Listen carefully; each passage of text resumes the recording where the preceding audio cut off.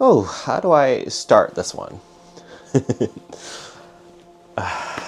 Well, if you guys have been following me, then you guys know what's going on. I am entering a brand new chapter in my life. Pretty big. I've never done anything like this. I'm moving to Hong Kong. I've mentioned this many, many times in the past, in past vlogs, that I am kind of interested in working abroad, not working from Vancouver, But now that it's become a reality, I'm excited, but I'm also terrified. I'm anxious. I'm playing out bajillion scenarios in my head of what could go wrong. So yeah, I don't know. First off, excuse the mess in the background. I am deep into packing and cleaning. It's not easy packing your entire life and shoving it into a storage locker. I'm also realizing I spend a lot of pointless money on stupid purchases. So, you know what? It's a good way to realize you're spending money and not making good use of it. I've discovered that. You're wondering why this big move? It's simply, main reason is I'm working under contract, interim store manager, covering for maternity leave. It ends in October, and sadly, right after October, I don't have a job. And it's not easy to find a job in Canada right now. The job market is pretty bad. Pretty is not a good word. It's just plain awful. And I've been trying since February when I got laid off, and haven't had much luck. I've also applied in Hong Kong at that time. And even though I didn't have any luck in Hong Kong, I was still able to get interviews at least. Here in Vancouver, I got nothing, not even interviews.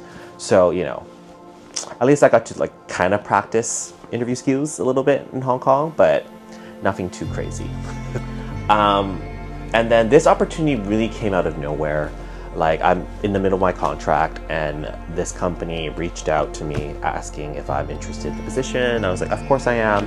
Had an amazing interview with them, and then they said if I could start in 2 weeks, and that's when I kind of dropped the bomb on them saying, hey, just let you know, I'm actually not in Hong Kong right now, I'm actually in Canada. And then, she was like, oh, kind of surprised. Explained my situation to her, why I'm interested in working in Hong Kong. She was kind of excited, but with the timeline of me leaving in 2 weeks is not possible. We said our goodbyes. And then what happened afterwards was she contacted me, I think, a few days later, saying that her general, a regional or whatever, higher up wants to talk to me. So I had an interview with him. Keith was his name, and he was very lovely. Julie was the first person to talk to me, by the way. And then he said, realistically, how much time would I need to, move across the world to Hong Kong? I gave him a rough timeline, and then again, said goodbyes. I didn't think much of it.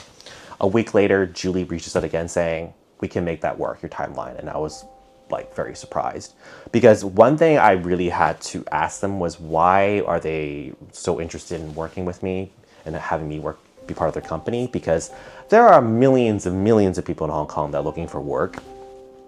And it just came down to the fact that I had so much retail experience and store manager experience, and the added bonus that, I can converse and communicate and work in English is a big bonus to them, because they've always had a bit of a language gap between communications between Hong Kong and New Zealand. This company's based in New Zealand, by the way. So there was a gap. The workers they have in Hong Kong right now, their English is good, but it's just not to the highest level. So they always wanted somebody that could have a bigger impact with English. And I was like, oh, okay. So the fact that I'm Canadian and able to work in Hong Kong legally, it's also added benefit. So yeah, that's how I got the job. And an opportunity like this is hard to come by. I don't think many people realize that, because I'm one of the more I'm not leaving a job unless I have a job ready to line up. I'm not going to quit a job just to go to another country to try to find one and fail, right? So, this kind of opportunity overlaps jobs, was I should take this opportunity. So that's why I decided to jump on this opportunity. Granted, I love the current company I work for, but I don't have a job in October, so I need to protect myself, make sure I have, money coming in. And, I did tell my friends about it, and a lot of my friends were very supportive, were hyping me up, cheering me on, because they knew I wanted to do something like this. And then there were some, what's wrong with my shirt?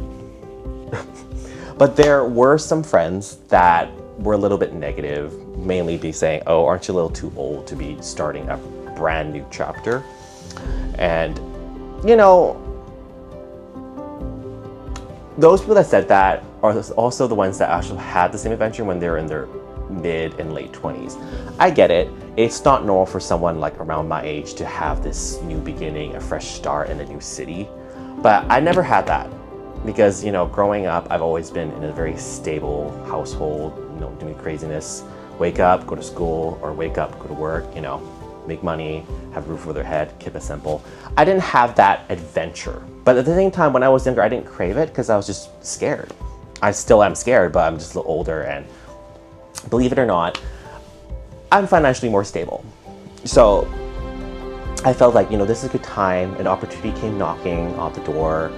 I'm financially sound. I'm a lot older, more mature, you know, as scared and as anxious as I am.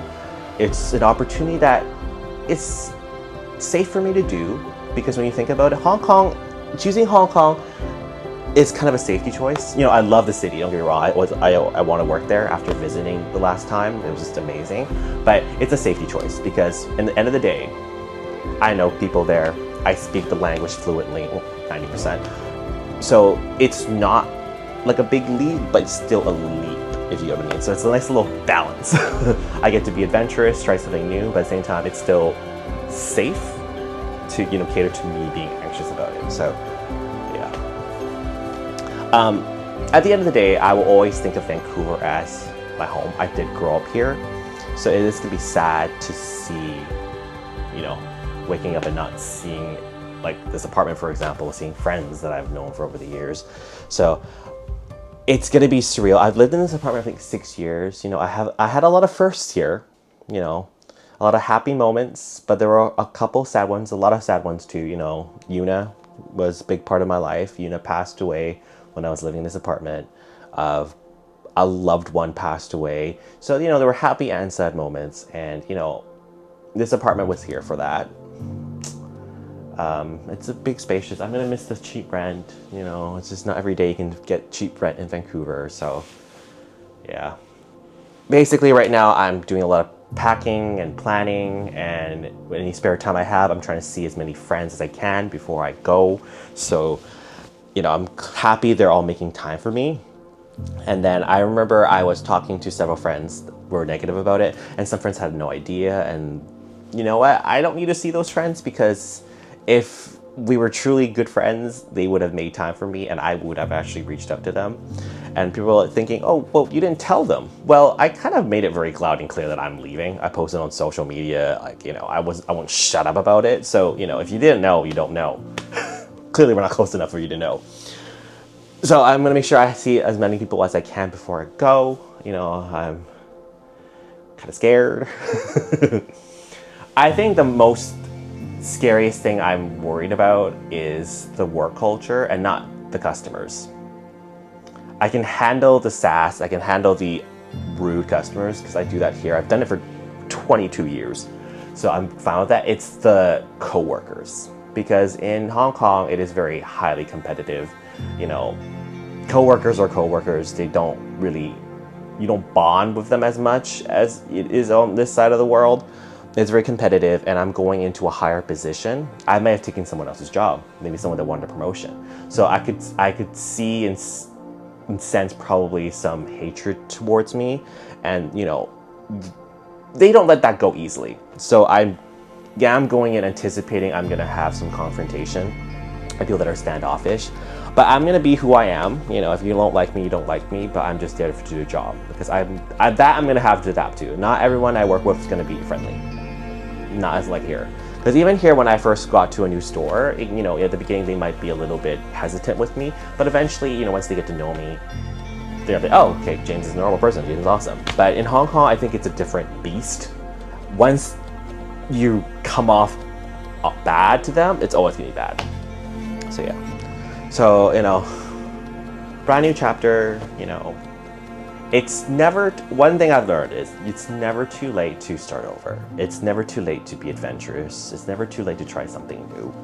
And, you know, most people do this in their 20s. I'm doing it in my late 30s. Let's not say that quietly. So, you know, I'm glad I'm doing it. As scared and worried and anxious as I am, I'm glad I'm doing it. And, you know, at the end of the day, if all else fails and, you know, I don't settle down well, I don't adapt well, or a cultural difference is too big, or I get laid off before my 3-month probation is up, you know, I'll just come home and, you know, restart again. I think that's also another reason why I decided to take this jump. It's because if I fail, I just come back, right? So, you know what? Take this jump, take this leap. You know, we don't know what I'm gonna encounter. I'm probably gonna miss out a lot if I don't go. So I'm doing it, and I'm scared of it, but we'll be okay. I think I'm repeating myself a little bit, but yeah. I think the next vlog will probably be in Hong Kong. So if you're not subscribed, please subscribe now, because there'll be a lot of interesting new content. As far as wrapping things up in Vancouver right now, I rented a storage locker to shove my entire life into there because I'm not bringing everything I own to Hong Kong. The plan when I'm in Hong Kong is actually not to rent a place. I'm actually gonna stay at a service apartment. And if you don't know what service apartments are basically like kind of like hotels, but it's not like a hotel vibe. Basically, it's like a check-in desk with concierge, but the rest of the like complex or building is very apartment-like. It's like you're renting. The biggest difference between a service apartment and renting a regular apartment is that service apartments are all furnished. There's a bed, there's like services. They clean your apartment once a week or something. Whereas if I rent an apartment, it might become like, I might walk into not having any furniture, I have to buy furniture and all that stuff. So, you know, if the reason why I did a service apartment was mainly due to the fact that if things don't work out, then I just pack up my suitcase and leave. Whereas if I go this apartment route and rent one, I have to buy a furniture, and then if things don't work out, I wasted a lot of time and money. And oh my God, money-wise, it is costing me quite a bit just to do this move. I think I underestimated how much money it's taking, and it's making me a little bit nervous about it, but I should be okay. It should be good. I should have been more careful when I was guesstimating stuff. But yeah, that's the biggest difference. I pay a little bit more for service apartment, but it's the extra services that kind of makes up for it. You know, having the fact that my apartments get cleaned every week is a good thing, because on my days off, I get to just have a day off and relax and actually go explore the city. Whereas if I rented my apartment, you know, on my days off, you know, Vancouver, I end up cleaning and doing laundry and wasting a whole day just doing that. So, you know, there are some advantages and disadvantages of doing service apartment and regular apartment. But I think for what my goal is, a service apartment is a better idea. Other things I have to look into is, you know, doing a bank account, cell phone, you know, transportation. There's a lot to consider, but again, because I'm going to a somewhat familiar place, it won't be too bad. One problem I've encountered time and time again as packing is having to find something to do with or sell my furniture, because it's really hard. And Facebook Marketplace is a nasty place. People don't act like people on Facebook Marketplace. They ask the stupidest questions. They say the stupidest things. It just doesn't make sense at the time. So yeah, don't use Facebook Marketplace. Luckily for me, a lot of some of my friends said yes to buying parts of furniture, some appliances, so that makes it a little easier. Whatever I can't sell in my limited time left, I'm just gonna leave it at my mom's, and hopefully she's okay with that. On my calendar right now on my phone, I'm booked up like crazy with friends. I'm so excited and happy that so many people want to just see me off, wish me luck. It's a good feeling knowing the fact that, you know, I will be missed, which is really, really sweet. I'm gonna miss a lot of my friends here because they've been a great help and support, and a lot of them are excited for me. Some are more excited than I am because I tell them I'm scared, and they're like, no, don't worry about it. Go, go, go. You've always wanted this, and they're right. So yeah. You know, I'm gonna miss Vancouver. You know, as I said, I did grow up here. I will miss it, but you know, over the last couple years, you know, Vancouver and Canada haven't been too kind. It's time for a break. And since I don't have a job here, I might as well go somewhere else.